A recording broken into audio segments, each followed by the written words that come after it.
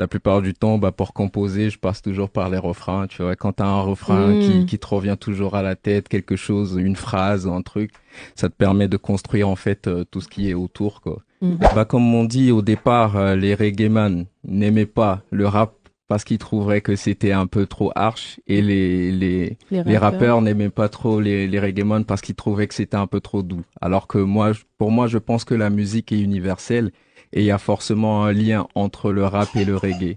Donc c'était un peu ça ma vision de pouvoir trouver le juste milieu entre les deux. Et puis voilà quoi, c'est pour créer ma personnalité en fait. Bien sûr, de grands artistes comme Blacko. Oh, Oh, Blacko, Quand j'ai, même. ah. oui, c'est parti de ma Écoute, jeunesse. t'as vu toutes les femmes ont fait oh Oh, ouais. voilà. Pour dire que voilà, c'est ça, Yatman. ben ouais, écoute, c'est Blacko, Voilà, c'est Blacko, quoi.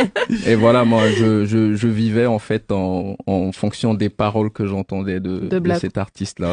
Comme pour dire, c'est ça mon identité, en vrai. C'est de pouvoir allier en fait tous ces genres pour dire en fait que la musique est universelle, comme je le redis. Donc c'est pas forcément cataloguer quelqu'un dans un genre qui fait que ce qui véhicule est forcément propre à cette musique-là. Et moi, bah, je viens d'un roots reggae et Mhm. j'ai connu ça pendant très longtemps. Et après, je sais que t'aimes Steel Pulse, moi aussi. On ne peut pas reproduire et faire textuellement ce que les anciens ils ont déjà fait. Donc, faut venir en fait avec quelque chose de nouveau. D'où mon alliage avec l'afropop qui est un peu plus urbain et plus de mon époque, quoi.